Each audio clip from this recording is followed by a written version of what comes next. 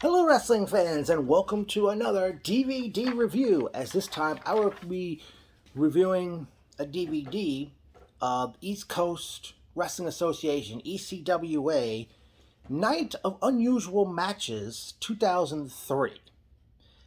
This event took place back on February 22nd, 2003, and next to their yearly Super 8 tournament, Night of Unusual Matches was like another one of their biggest shows of the one of their biggest shows of the year. Special thanks to Rob Feinstein, because I had ordered this as well as many other ECWA DVDs months ago, but this particular one I'm about to review, I kept failing to getting around to sending it back because the copy they had initially sent me, there was no footage on it, so I mailed it back and received a new copy in the mail. Once again, thank you so much, Rob Feinstein. But on with this very DVD, we kick off the show with tag team action as Divine Storm, Chris Divine and Quiet Storm, took on the Max Brothers, Joey and Johnny.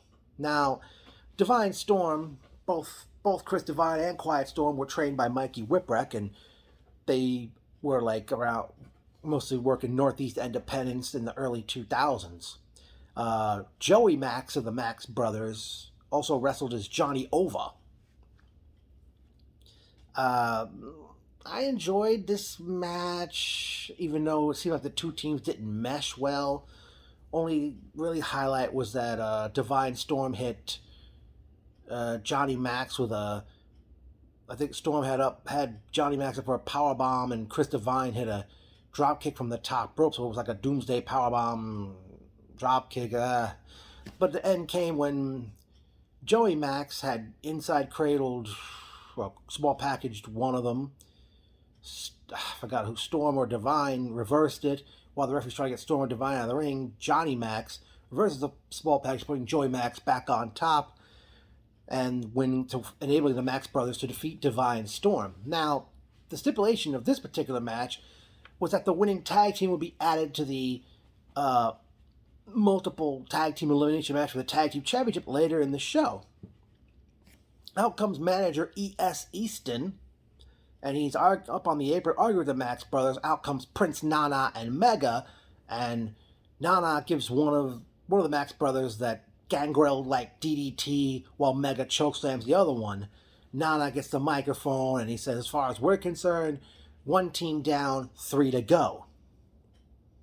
Next, we had another tag team matchup, as we saw the combination of Tyler Payne and Mozart Fontaine, accompanied ring by E.S. Easton, take on Zero, spelled with an X, and Thunder in a no disqualification match. Now, prior to this match getting underway, E.S. Easton took exception to the ring announcer not introducing him, as Payne and Fontaine came to the ring for the match, and he's basically berating this ring announcer, and I do apologize for not getting his name.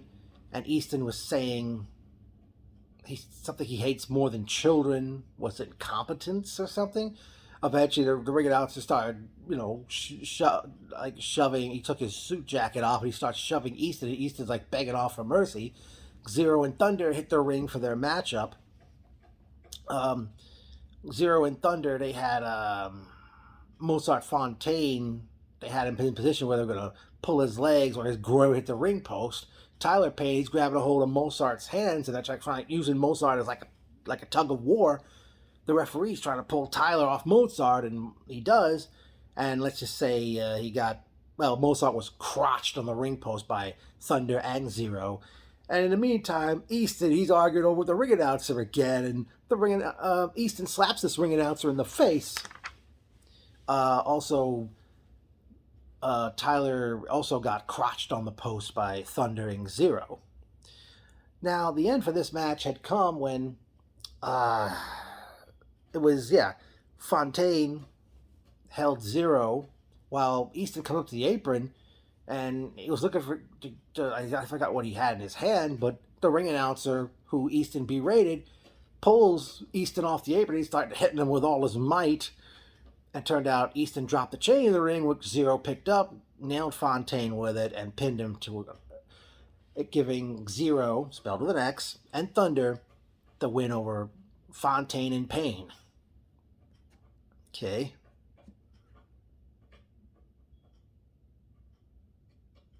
Next up was an evening gown match for the Mid-Atlantic Championship as Mr. Ooh La La went up against the Japanese pool boy. Well, I'm not a fan of either one of these guys. And I don't know if Ooh La La had trouble. I don't know if he was walking to the ring in high heels. I don't know if his evening gown was like digging into him or he had trouble walking to the ring because, again, he was wearing the high heels. And basically, the rules of this match was to strip your opponent of the evening gown. Well, to save us some valuable time on this, at one point, Pool Boy pulled Ooh La La's gown over his head and was like punching him and hitting him at one point. I think Ooh La La was like in the corner and Pool Boy grabs him and Ooh La La did a back kick in between Pool Boy's legs. I guess call it the low kick. And then Ooh La La standing on the second row. He's trying to get a crowd reaction, and he nearly falls over. And as he does, Pool Boy takes advantage and gives Ooh La La a spanking. I don't know if this was a botch, but the end of the match came when Ooh La La did like a top rope sunset flip a la Johnny B. Bad, completely missing Ooh La La. But then he stood up and pulled Ooh La La's gown off, and as a result, the Japanese Pool Boy defeated Mr. Ooh La La to retain the Mid-Atlantic Championship. Next, we were scheduled for an arm wrestling match between manager Carlton P. Hightower and Trinity. Now, the previous month's ECWA event, Hightower and his tag team, Rob Echoes and Billy Bax, they defeated Trinity, Roughhouse Rivera, and Inferno in a six-person match where Hightower pinned Trinity in this matchup, in that six-person tag. But this time they were having an arm wrestling match. Hightower, Bax, and Echoes come to the ring to Real American by Derringer. And Trinity comes out, and there's a lot of stalling by Hightower. One point, it looked like Echoes was trying to woo Trinity over to the point where the referee ejected Echoes and Bax from ringside. Hightower, like he was like ready to arm wrestle, then he pulls his hand away, and then he got up, and he tells the ring announcer, "You tell the crowd to quiet down so I can concentrate." And at that point, the fans were making more noise, and then Hightower leaves the ringside area, he goes to the curtain, and then the ring announcer comes out, and actually the ring announcer announces that if Hightower doesn't come back in the ring and arm wrestle Trinity by the count of 10, he will be suspended from ECWA. And as the fans are counting down from 10, Hightower runs back to the ring, like, all right. And finally, this arm wrestling match gets underway, and Trinity beats him in like 1 second. After the match, Trinity's attacked by Venom, aka, for those who don't know, that was Cindy Rogers, who wrestled here in the Northeast in the past. She was known as Venom, not the Spider-Man villain, and she gives Trinity the sidewalk slam, which I remember as the late Dino Bravo finisher. And Hightower tells Venom, "I don't think we're done.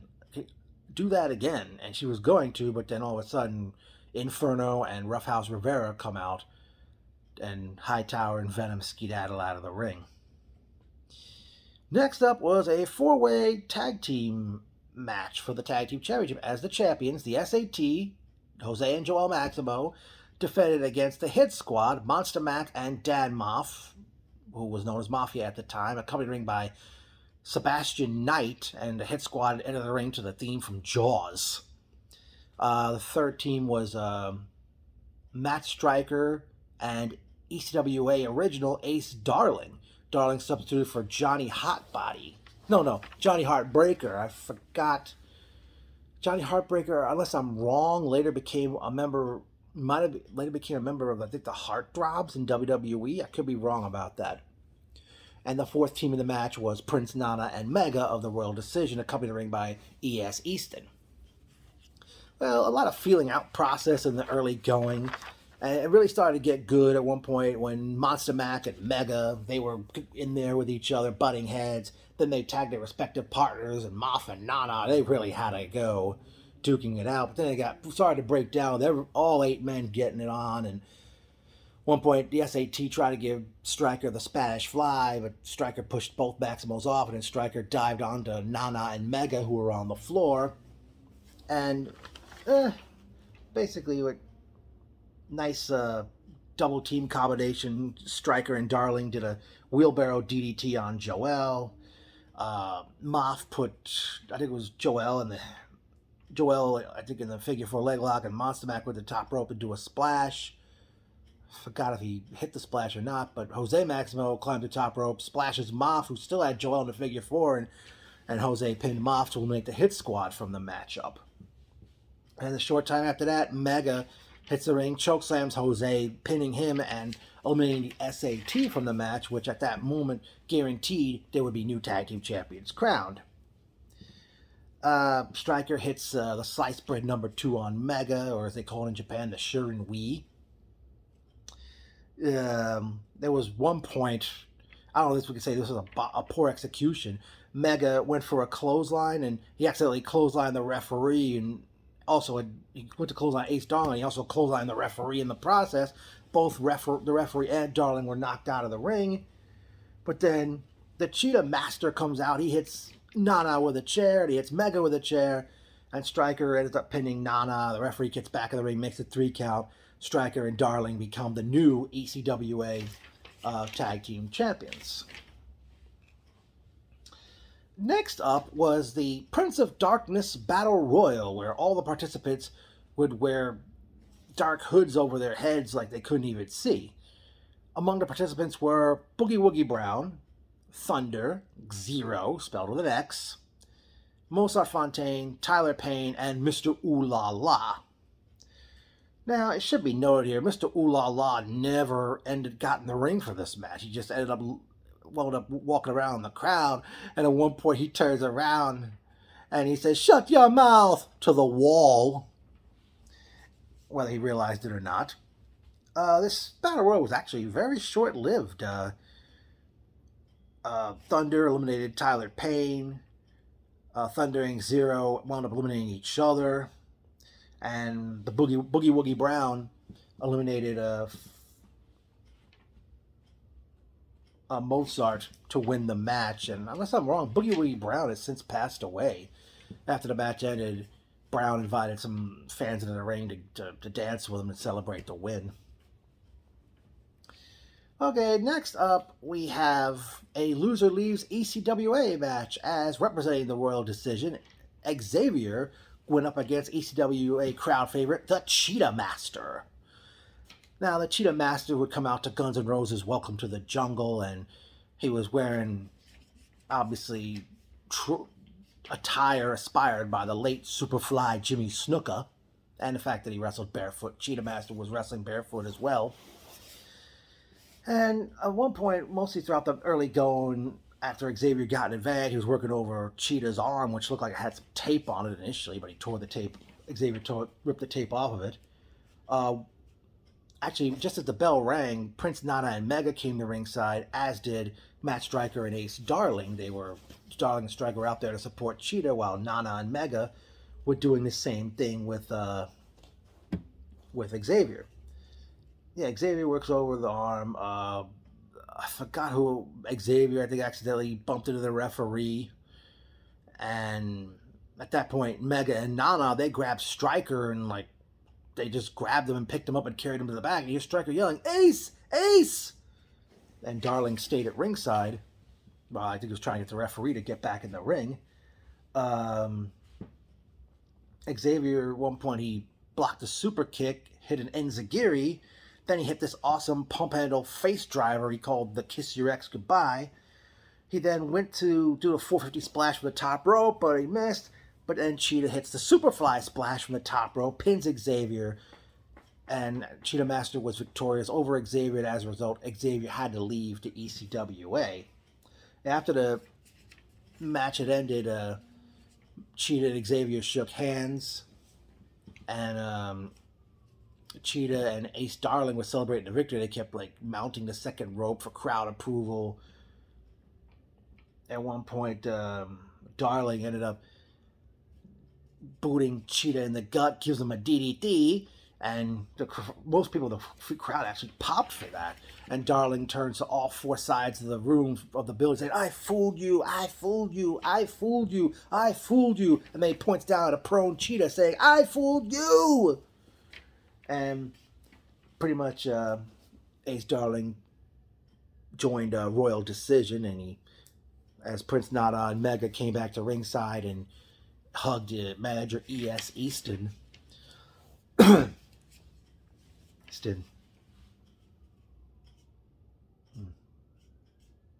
Okay, next up was a fuzzy dice on a pole match, pitting Rob Echoes and Billy Bax, accompanied in the ring by Carlton P. Hightower and Venom, as they took on Roughhouse Rivera and Inferno. Now, I mentioned earlier that they were in a 6-person tag match a month before, where Hightower pinned Trinity. Well, in the process, Bax and Echoes stole Rivera and Inferno's fuzzy dice that they would carry in the ring with them. And the thing is, that first Echoes and Bax didn't want to relinquish them to the referee so he could climb up the turnbuckle and put them on the pole hanging up. There were tag team rules applied in this matchup, but most times both teams were just trying to climb that pole and get the dice to win the match. At one point, Bax was trying to grab the dice, but Inferno grabs him. He's about to powerbomb him, but Bax managed to Hurricane Rana Inferno out of the ring to the floor. Venom, she climbs up trying to get the dice, but out came Trinity to stop her.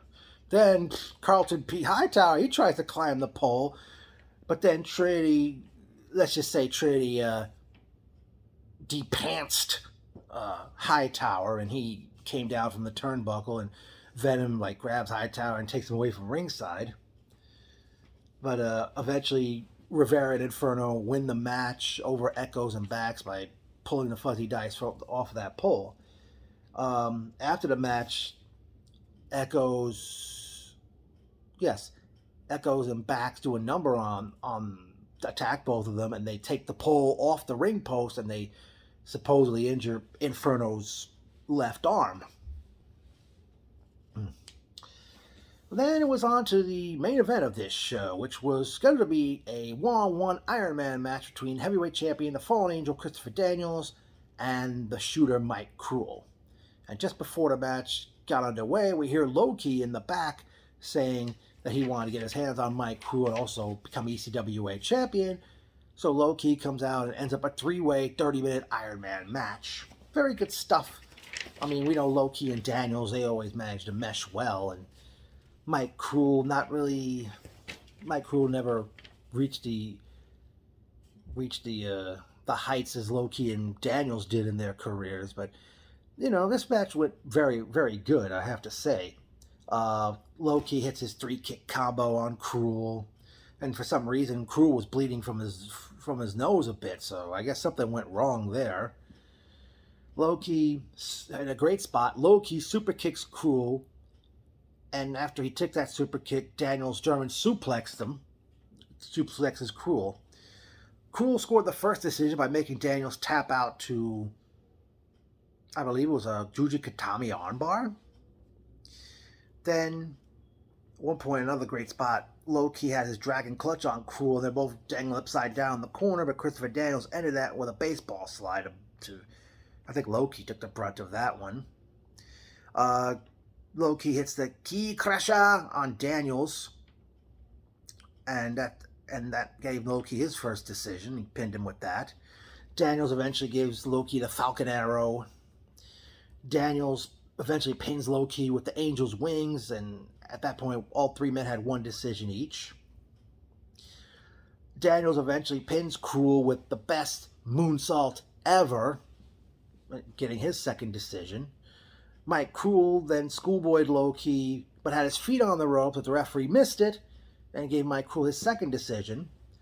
Low-key had put Mike Cruel in the dragon clutch, which is like a dragon sleeper, like sitting on his back, and Cruel basically gutted it out until time officially ran out.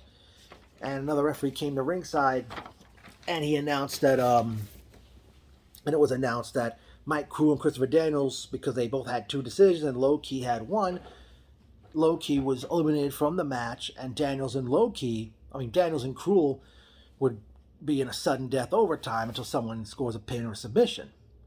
Low-key eventually came back to ringside, but I forgot Daniels. I don't know. I believe he pinned Cruel. I don't know if it was the Last Rites or the Angel's Wings in the sudden death overtime to win the match and retain the ECWA Heavyweight Championship. Now, this was I enjoyed this, aside from the fact that we had, the only letdowns on the show was the Prince of Darkness Battle Royal, which was very short-lived, the arm wrestling match, the no DQ match, which, went on early in the card, and what was the other match I didn't think was too great? Oh, the evening gown match, but everything else on the card not only outshined and outshadowed. They say the positives outweigh the negatives. So, but really, I did enjoy this show, and again, thank you to Rob Feinstein for sending a new copy of this DVD to me. Definitely, I'll have more DVD reviews in the future, including some NYWC DVDs and some Jersey All Pro Wrestling reviews as well. So, hope you enjoyed this one, folks.